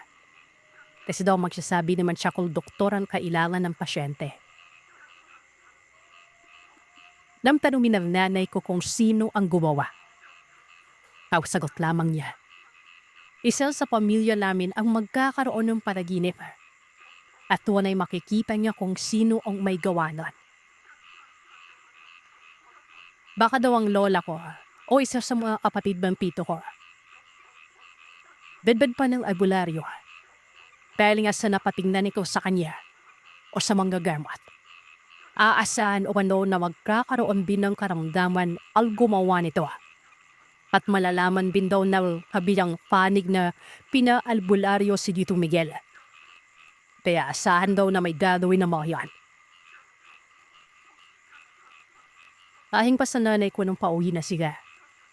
Tumawag ang pinsan ko na anak ng tita ko. Nakasama ng nanay ko. Si Pipo daw ay nagwawala nung dahil subakit na naman ang ulo niya. Kaya delivery silang umuwi. Ligid pa sa kaalaman namin na ang kaanak ng asawa ng kapatid ng lola ko. Nagtaroon din ng sakit sa ulo dan. Makalipas ang ilang linggo, pinatawag ng lola ko ang mga anak niya. Kasama na doon ang nanay ko. Gusto daw silang makausap ni Tito Miguel. Pagdating nila, humingi pa daw nung makakain si Tito. Yung nanay ko pa ang nagpakain. Yun pala, yun na ang huling kain niya. Noong araw binayamed binawian ng buhay ang Tito Miguel. At pagtamatay niya, biglang pumunta ang pinsan ng nanay ko. Nakaaway ni Tito Miguel noon. Tumingin lamang ito. Makalipas ang isang taon ay namatay bilang kaibigan ni Tito Miguel. Yung sinasabi ko kanina na asawa ng kapatid ng pinsan ni Tito. Sa ulo din ang problema noon. May tumubong bukod din sa ulo niya. Ayon sa mga pinatingnan nila ay kinudang bin umano nila yun. Pero hindi rin naman binigyan pansin yan kasi puro tumulong pa rin naman ang pamilya namin sa kanila. Kahit matay naman sinapit ni Tito Miguel. Ilalimutan na namang din namin. Matapos ang banawang taon na, namatay na rin ang tita ko. Ilog tatrabaho noon sa ibang bansa na nagkaroon ng masamang panaginip. Biglaan lamang din ang pagkamatay niya. Malaman na namang namin na nagka-pneumonia rito. Na-confine. Pero bago po siya binala sa ospital ay pinapingnan din naman siya sa albularyo. At ayon din sa albularyo, tinukulam din daw ang tita ko. Pero hindi naniniwala ang tita ko ay hindi siya naniwala sa sinabi ng albularyo. Ayon pa sa albularyo Maydo, malapit na umano ubus ang anbila, may ginamit ko sa tita ko. At nakalipas na isang linggo, namatay ito. Hindi na lamang din namin binigyan pansin ang sinabi ng albularyo. Dahil sa hindi naman naniniwala ang tita ko na yon. Pero sana, masaya na si tita kung nasaan man siya ngayon. Ang Diyos na naman po ang bahala sa mga tao na piniling pumanig sa kadiliman.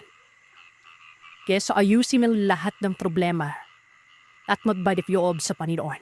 At iyan ang kwento ng aswang para sa araw na ito. Salamat sa inyong pakikinig. Huwag kalimutang mag-iwan ng komento at sabihin sa akin kung ano ang inyong naisip. Hanggang sa susunod na kwento, matulog kayong mahimbing. Kung kaya ninyo,